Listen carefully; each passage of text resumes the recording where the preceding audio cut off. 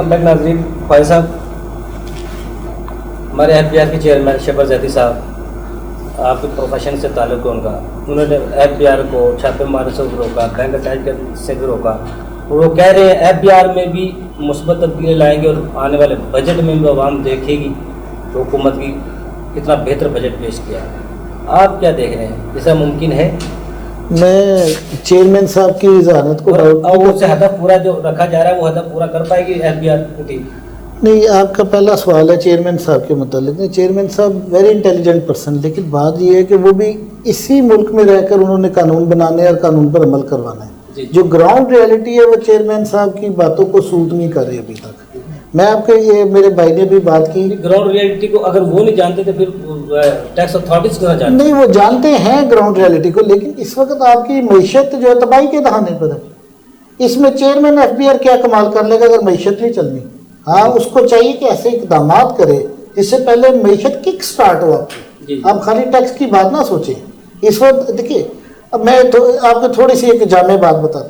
Tax का इन्होंने बड़ी अच्छा बात की, हमें हमारा टैक्स का नेटवर्क बढ़ सकता है डॉक्यूमेंटेशन से।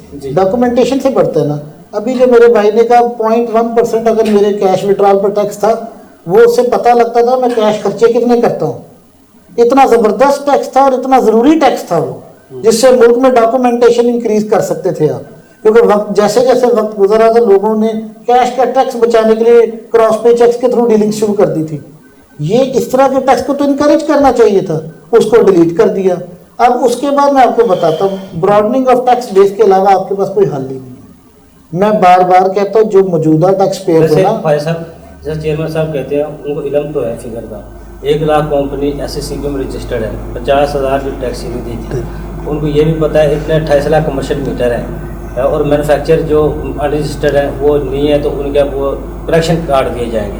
पता तो उनको सब कुछ है, लेकिन इसके बावजूद अगर वो उस पर अमल दरामद ना करवा सके, कुछ ना करवा सके, अगर जिस मशीनरी के ज़रिए करवाना है वही मशीनरी उनसे लाना है, वही कह रही है इसके अंदर में काम नहीं करना, तो किस तरह मुमकिन होगा? नहीं, ये आपकी बात ठीक है कि मैं उसी तरफ आ रहा था कि हमें फौरी तौर पर चाहिए कि जो एग्जिस्टिंग टैक्स पेयर्स है ना, उनको 5 साल की स्कीम दे दे कि आपको इम्यूनिटी देते हैं, 25% टैक्स बढ़ाते हैं। ये बात सही है। और सिर्फ पूरे 5 साल।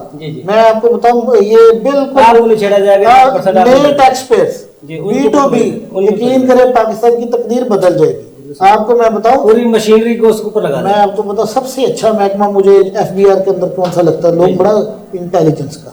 यकीन करें I&I ने कमाल काम किया था, अरबों रुपए की सेल, मैं करोड़ों की बात नहीं, मैंने बड़ा काम किया इंटेलिजेंस के साथ। अरबों रुपए की सेल्स डिटेक्ट करते थे, उसको एक्टिव करने की जरूरत है। आप बीटीबी कह रहे थे, बीटीबी को तो डायरेक्टोरेट भी बना दिया गया, उसके बावजूद परफॉर्मेंस जीरो है। काम भी तो करने देना। नहीं, ये बात नहीं है। अभी जब ये फॉरेन इन्वेस्टर्स डिक्लेयर हुई, एक स्पेशल ग्रुप बनाया गया था, उसको हम AEIOU कहते थे, जो उन लोगों के लिए था जिन्होंने फॉरेन एसेट्स रखे थे। अब आकर इस हुकूमत ने उसको डिसफंक्शनल किया हुआ है, उसको फंक्शनल करें। मैं आपको बिल्कुल सही बात बता रहा हूँ कि सिर्फ और सिर्फ B2B, नथिंग, आपके पास और कोई ऑप्शन ही नहीं है। और तीसरा सबसे इम्पोर्टेंट, आप अपना फाइनेंस कमीशन का अवार्ड बदलें। आपका मुल्क नहीं बच सकता जो 18वीं अमेंडमेंट के बाद आपने अभी तरतीब बनाई हुई है नेशनल फाइनेंस कमीशन की, जो ये बजट को मार देती है। बिल्कुल गलत है, बिल्कुल गलत है। आपने सूबों को 58% देकर वफाक को 42% दे दिया। इनफैक्ट देखिए, वफाक की सब्सिडीज भी दे, वो सारा कुछ करेगी, वो मार भी खाए और वो सारा ये प्रोग्राम करेंगे। लेकिन ये बजट के हवाले से थोड़े चैनल की तस्वीर है, वो कह रहे हैं जो एक्सपोर्ट के सेक्टर है उस पर जो जीरो रेटेड है उसको बरकरार रखा जाए, तो वो आप सर उसको जीरो रेटेड बरकरार रखना चाहिए। उसकी वजह, उसको जीरो रेटेड करके भी इस वक्त फी टेक्सटाइल मिल आपका 30 करोड़ रुपए का रिफंड इनकम टैक्स या सेल्स टैक्स का, महकमा इनकम टैक्स और सेल्स टैक्स पेंडिंग पड़ा हुआ है ओवर द ईयर्स। और बड़े जो सेक्टर जो कंपनियां उनके अंदर 2-2, 3-3 बिलियन तक गई हुई है बात। तो जब आप जीरो रेटिंग में इतना रिफंड क्रिएट हो रहा है और आप वापस नहीं दे पा रहे, होगा क्या अगर आप इसको जीरो रेटेड नहीं करते? तो जब एक्सपोर्टर अल्टीमेटली एक्सपोर्ट करेगा तो जितना उसने सेल्स टैक्स मुकामी सतह पर दिया जाएगा उसको रिफंडेबल हो जाएगा। उसको रिफंडेबल होने के बाद आपने फिर उसी ऑफिसर साहब के पास जाने हैं कि जनाब ये मेरे पैसे वापस कर दें। उसने पहले तो कह रहा जी मेरे पास हुकूमत के पास तो पैसे ही नहीं है, उसके बाद अगर देने भी हैं तो उस तरफ मैं रोशनी नहीं डालूंगा, लेकिन मसला कि उसको उसमें percentage- नहीं, मैं ये नहीं कहता, लेकिन उसमें फंसते ही जाते हैं पैसे। एग्जेम्पशन और सब्सिडीज हैं जो ये सरकारी इदारों को भी होती है कि सिविल में सबको मिलती है। नहीं टैक्स के आपको एक मतलब मुझे फिक्रा याद है अभी तक, तो 4,000 का अगर खरब 40 खरब इकट्ठा होता है तो 20 खरब सरकारी इदारों से टैक्स आता है। हाँ। और 20 खरब सिविल से आता है। बिल्कुल सही। तो सिविल में ज्यादा एग्जम्पशन है या इसमें सरकारी इदारों में? एग्जम्पशन ज्यादातर तो ओवर द बोर्ड है, हर एक के लिए। लेकिन मैं वही बता रहा, एग्जम्पशंस उसको क्वालिफाई तो करें। सेकंड शेड्यूल है इनकम टैक्स ऑर्डिनेंस का जो एग्जम्पशंस को डील करता है, आप कभी उसको पढ़ कर तो देखें। वो एग्जम्पशंस बड़ी बेसिक नेचर की हैं। मसलन एक एग्जम्पशन क्या है, एक एग्जम्पशन क्लास 45 की है। वो कहती है एक्सपोर्टर अगर पूरे पाकिस्तान में माल खरीदेगा तो वो डिडक्शन उसके ऊपर लागू नहीं होगी टैक्स की। उसकी वजह ये है कि वो अल्टीमेटली एक्सपोर्ट हो जाना माल, टैक्स कटौती नहीं वो ये एग्जम्पशन अगर इसको विड्रॉ करेंगे तो वो काटता जाएगा। एंड ऑफ द डे जब एक्सपोर्ट करेगा सारा का सारा वापस मांगेगा। ये खाली ब्लैंकेट एक स्टेटमेंट दे देना कि ये सब्सिडीज दिए हैं, एग्जम्पशन दिए हैं, वो भाई उसके लॉजिक को, उसकी जरूरत को भी समझा जाए। ऐसे नहीं कोई एग्जम्पशन दी गई जिसको आप कह रहे हैं कि हमने कोई बेजा एग्जम्पशन दिया। अच्छा, 5,550 अरब का जो टारगेट होगा इस दफा हुकूमत रखने जा रही है, तो बीटीपी पे जोर रख के पूरा किया जा सकता है और भी जराए है? नहीं, सिर्फ बीटीपी के ऊपर। अगर आप जो जराए आप सोच रहे हैं ना कि सेल्स से 0 रेटिंग खत्म करके उससे आप केओस बढ़ाएंगे, अल्टीमेटली हुकूमत की तरफ वो सारी रकम रिफंड की सूरत में खड़ी हुआ करेगी और वो देनी नहीं है। वो फिर मैं तो ये बता रहा हूँ ना, आपको अपना इंटेलिजेंस डिवीजन तगड़ा करना पड़ेगा। इतनी बेशुमार आपको मैं बताऊं बिलियंस की सेलें हैं बाज़ यूनिट्स की, और एक आने की सेल्स टैक्स में डिक्लेयर नहीं की जाती। इसी तरह इनकम टैक्स की है। अभी पिछले तो हम टैक्स ले ही नहीं रहे।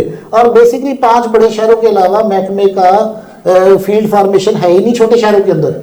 यानी कि 85% पाकिस्तान में एफबीआर की रेटिंग नहीं है। ये एक खास बात है जो लोगों को समझ ही नहीं आती। अब ये टेक्निकल बात है कि फील्ड फॉर्मेशन के मौके पर अफसर ही नहीं मौजूद वहाँ पर हमारे पास जो टैक्स कलेक्ट कर सके। वैसे रहमान साहब पैसा तफसील से बता दिया। जो हमारे एफबीआर के एक बाहर इदारा है जो टैक्स इकट्ठा करता है पूरे मुल्क से चलता है। जी ऐसे उसके भी 18 आरटीओज हैं, 3 एलटीओज हैं जी। जो उसके 3 एलटीओज है वो भी 70% कंपनियों से, जो 150 कंपनी है या 200 कंपनी, उससे वो टैक्स वसूल कर लेते हैं। बाकी 18 आरटीओज 30% को पूरा करने के लिए पूरे पाकिस्तान में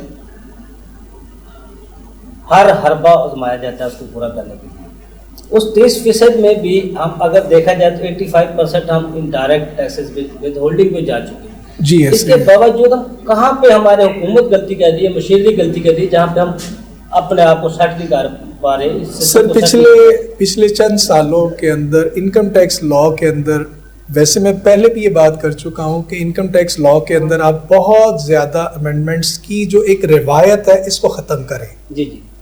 एक आध की अमेंडमेंट करें जो बहुत इन्फ्लुएंशियल भी हो, जिसमें पोटेंशियल भी हो, रेदर देन कि आप पूरा ऑर्डिनेंस और उसमें से जनाब पता चलता है कि 148 के करीब आपने अमेंडमेंट करके चेंज कर दी हैं। जी जी। अब होता क्या है यूबी साहब के लॉ को डेवलप होने में एक टाइम लगता है। आज आप एक पौधा लगाते हैं उसको एक वक्त लगता है दरख्त बनने में। जी जी।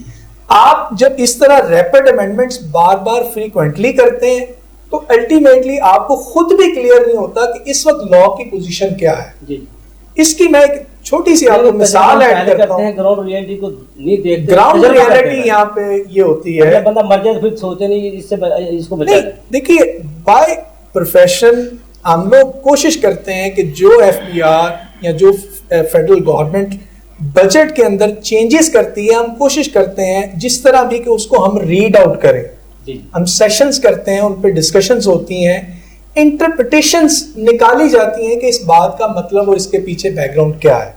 ये हम क्यों करते हैं? क्योंकि हर साल आप बिला मुबालगा 100 and 130 के करीब चेंजेस कर देते हैं। जी जी। उन चेंजेस के इफेक्टिवनेस आपको बाद में पता चलते हैं कि यार ये तो इतनी इफेक्टिव नहीं है। का कहना मतलब है जो हमारे सर आप इतनी ज्यादा पॉलिसी है वो उनमें तसलसल नहीं है। एक ही ऑर्डिनेंस है इनकम टैक्स ऑर्डिनेंस 2001 का, वो ऑर्डिनेंस पिछली हुकूमत के लिए भी वही था, इस गवर्नमेंट के लिए भी वही है। अल्लाह करे गवर्नमेंट अगले 5 साल अपने पूरे करे, वो ऑर्डिनेंस वही रहेगा, उसकी क्लॉजेस भी वही है। आप की पोजीशंस में बैठकर की जो चेंजेस होते हैं उनको इंप्लीमेंट करें। आप रेदर देन पूरे ऑर्डिनेंस के अंदर हर शिक को छेड़ें। दूसरी बात, कंसेशंस को विड्रॉ करना, एग्जाम्पशंस को विड्रॉ करना, मैं समझता हूं ये इसमें इस वक्त जख्मों पे नमक छिड़कने वाली बात है। जी, नहीं आपने पिछले चंद माह के अंदर ग्रेजुअली एक मैकेनिज्म होता है जो एक चीज दूसरे के साथ इंटरलिंक होती है।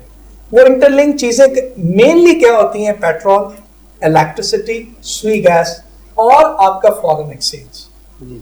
आप इन चारों चीजों के इंटरलिंक को इस तरह से इन्फ्लेट करते चले जा रहे हैं कि हर चीज, आप पेट्रोल मत बढ़ाइए, डॉलर बढ़ेगा, आपको पेमेंट चूंकि फॉरेन करेंसी में करनी है तो आप अल्टीमेटली आप बर्डन में आएंगे, आप डेफिसिट में जाएंगे।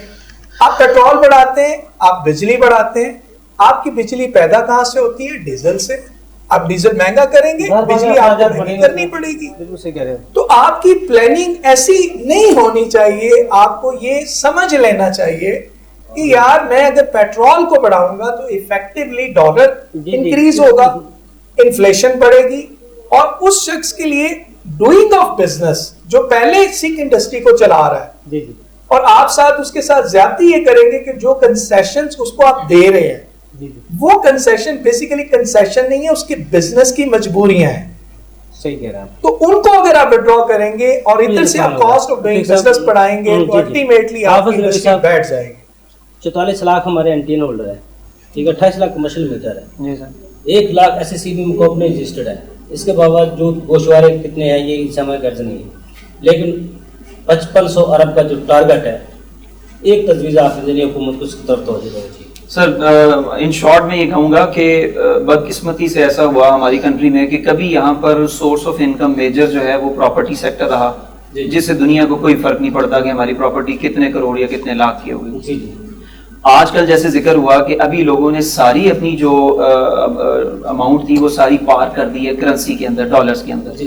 आप काइंडली अगर बजट को इफेक्टिव करना चाहते हैं तो आपको डॉलर को एक जगह रिटेन करना पड़ेगा, ओपन मार्केट में फॉरेन करेंसी एक्सचेंज को रेगुलेट करना पड़ेगा, स्टेट बैंक के थ्रू आपको डॉलर जो है वो उसकी जो सेल एंड परचेज हो, और इसके साथ साथ आपको एक्सपोर्ट सेक्टर के ऊपर तवज्जो देनी होगी, और जो ट्रस्ट डेफिसिट टैक्स पेयर का है उसको आपको रिड्यूस करके ट्रस्ट बैलेंस जो है वो आपको इफेक्टिव करना होगा कि टैक्स पेयर को एतमाद मिले, और ब्रॉडनिंग ऑफ टैक्स बेस और एक्सपोर्ट्स ये ओनली सोर्सेज हैं पाकिस्तान में टैक्स कलेक्ट करने के। सही बात। हाँ साहब, आपको बहुत शुक्रिया, रहमान साहब आपको बहुत शुक्रिया, उमर साहब आपको बहुत शुक्रिया, आपने हमें टाइम दिया। नाज़रीन, 1-2 दिन में बजट आने वाला है, उसके बाद बजट जब आ जाएगा उस पर हमारी टीम अपनी राय से आपको आगाह करेगी। अगले प्रोग्राम तक के लिए अफजल को इजाज़त दीजिए।